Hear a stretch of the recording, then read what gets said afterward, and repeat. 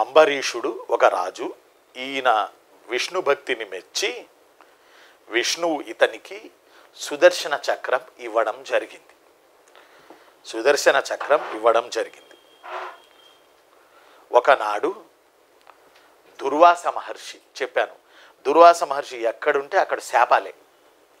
ఈ క్యాండిడేట్ వస్తున్నాడంటే రాజుల కాడి నుంచి భయపడి చచ్చిపోయేవాళ్ళు. వామో వస్తున్నాడు రో దేవుడో అని. అలాంటి దుర్వాస మహర్షికి చాలా పవర్స్ ఉన్నాయి దుర్వాస మహర్షికి.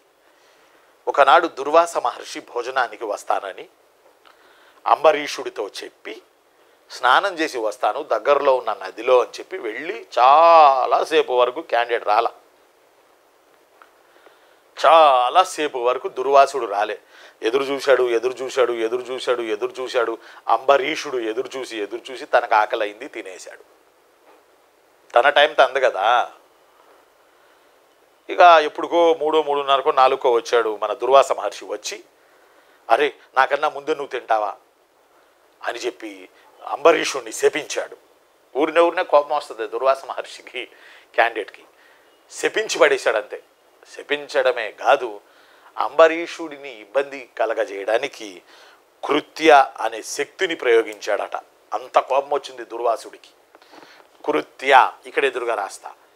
కృత్య అనే ఒక శక్తిని ప్రయోగించాడు. కృత్య అనే ఒక శక్తిని ప్రయోగించాడు అంబరీషుడి మీద. ఇక అంబరీషుడి కోపం వచ్చింది. అరే బాబు మీకోసమే కదా నేను ఉన్నది.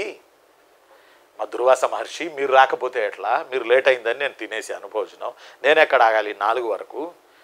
అంత మాత్రం చేత మీకు అంత కోపం వచ్చిన నన్ను చంపడానికి కృత్య అనే శక్తిని ప్రయోగిస్తారా? అయితే నేను చూడండి, నాకు విష్ణుమూర్తి ఇచ్చారు సుదర్శన చక్రం వదులుతున్నాను చూడండి అని చెప్పి అంబరీషుడు సుదర్శన చక్రాన్ని వదిలాడు. కృత్య ఇంటూ సుదర్శన చక్రం. ఇందులో కృత్యను తుత్తునియాలు చేసింది సుదర్శన చక్రం.